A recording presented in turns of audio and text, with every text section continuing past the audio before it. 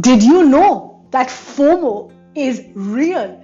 The fear of missing out, or FOMO, refers to the feeling or perception that others are having more fun, living better lives, or experiencing better things, such as self-esteem and more self-worth.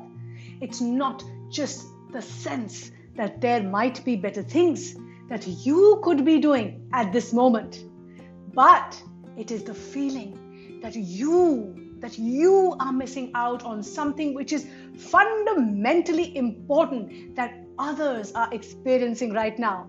Hi, this is me, Jyotika Bedi, founder of Happiness is Love. The phenomena is becoming increasingly common, in part thanks to social media, and can cause significant stress and distress in our modern lives. It can affect just about anyone, but some people are at a greater risk. Here is what you need to know about first the history of FOMO. What research is saying, what science is saying it, how to recognize it in your life, and how to then manage FOMO to keep it from negatively impacting your happiness and your well-being. Let's start with a brief history of FOMO. The idea that you might be missing out on good time is not new to this era.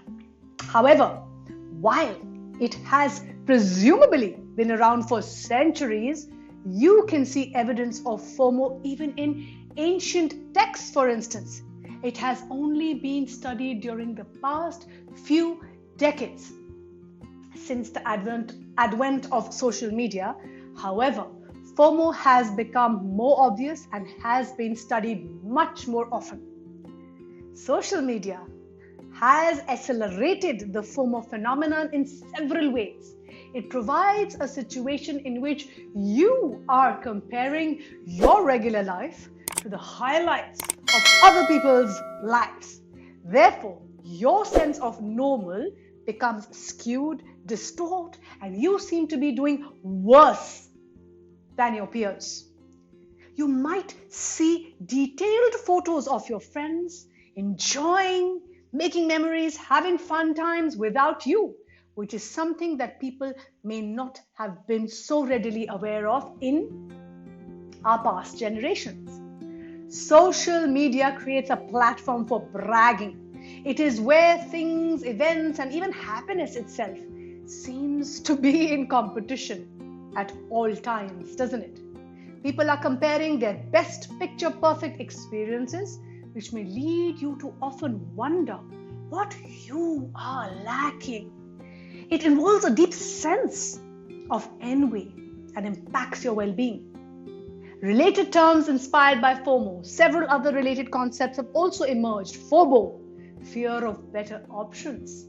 This refers to fearing that you are missing out on potentially better alternatives. MOMO, mystery of missing out.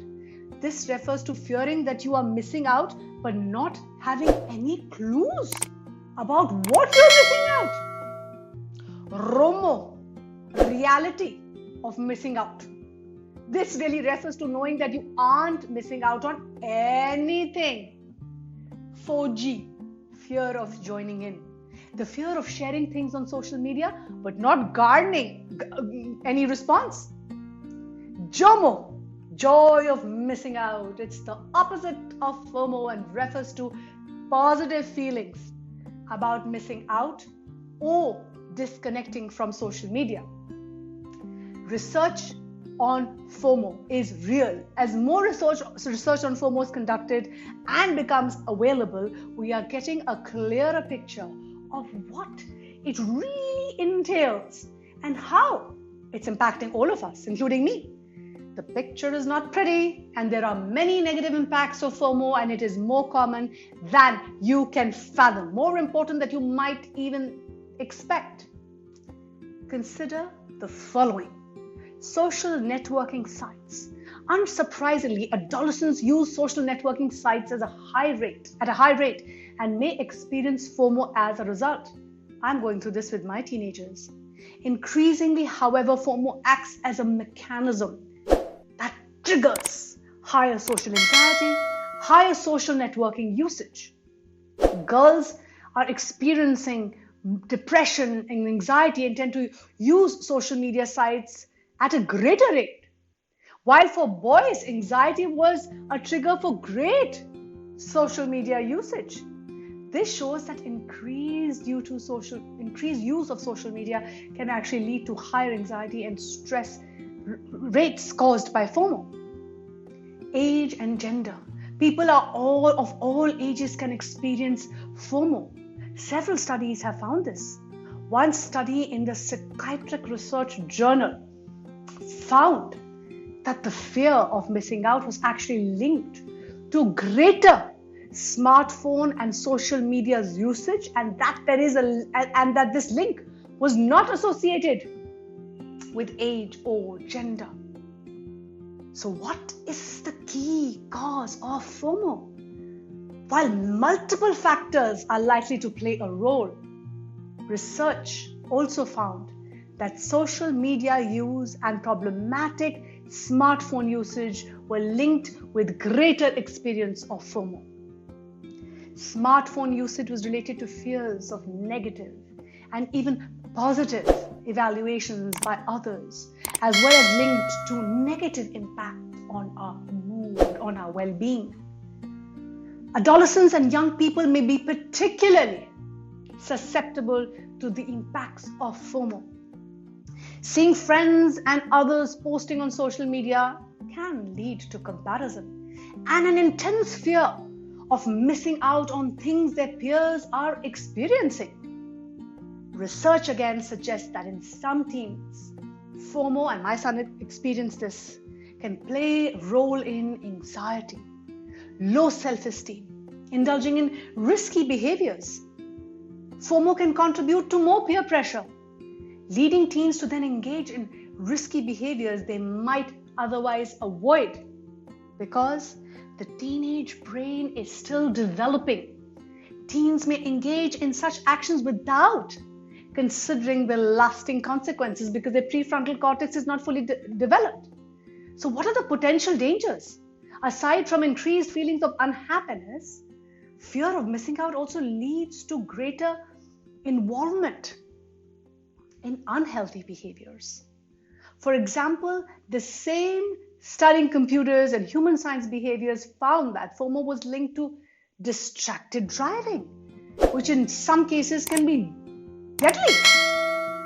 Minimizing FOMO. Fortunately, steps can be taken to curb FOMO if it is something that you experience. There are ways. Research again shows that the fear of missing out can stem from unhappiness and dissatisfaction with your life, and that these feelings can propel us into greater social media usage. In turn, greater engagement with social media can make us feel worse about ourselves, about our lives, not better. In this way, it helps to know that our attempts to elevate feelings of FOMO can actually lead to behaviors that increase it. Understanding where the problem lies, however, can be a great first step in overcoming it. So I have for you the following steps that can help you change your focus. Rather than focusing on what you lack, try noticing what you have.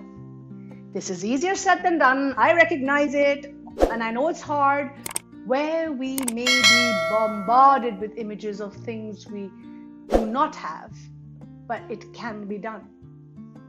Adding more positive people to your feed.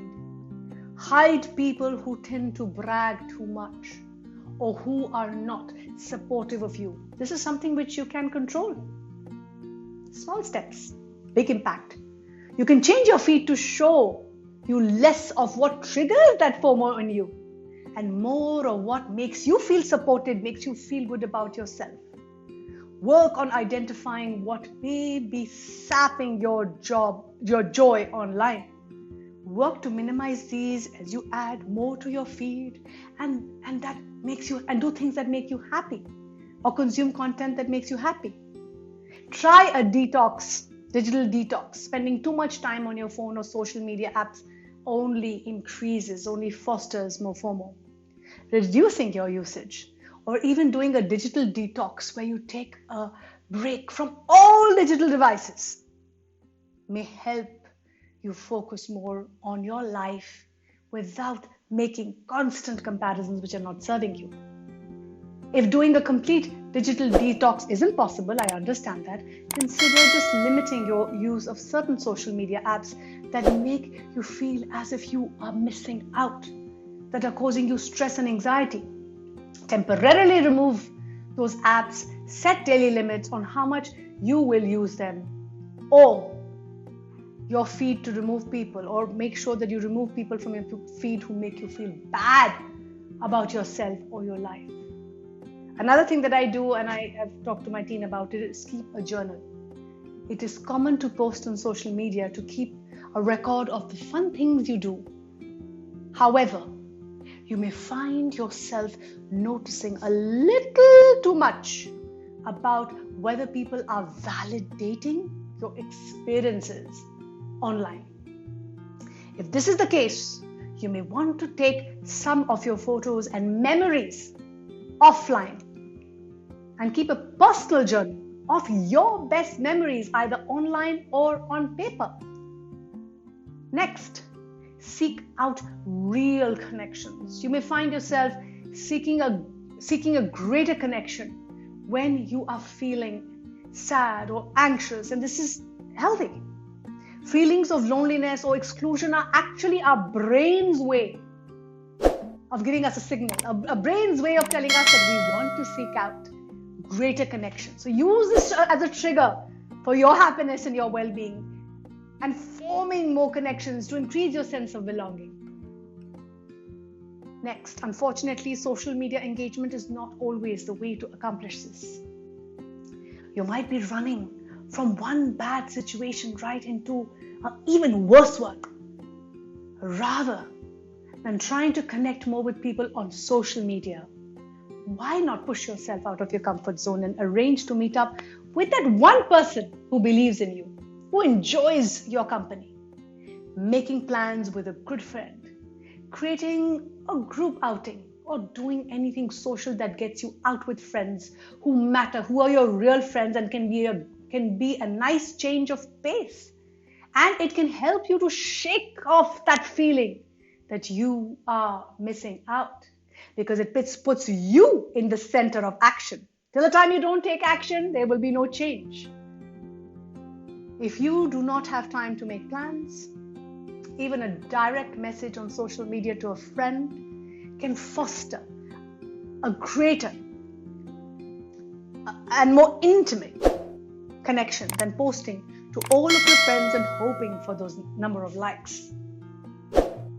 Next one is something that I practice and I breathe it, is eat it, breathe it, drink it, is focus on practicing gratitude, because gratitude activities or gratitude prayers simply help you appreciate life, appreciate you for the good that you have in your life rather than what you lack.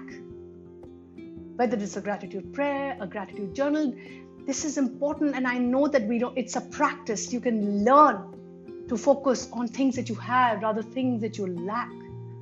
When you're focused on abundance, when you believe that you already have, it holds true, because making others feel good makes us feel good. And when you practice gratitude, you'll feel happier.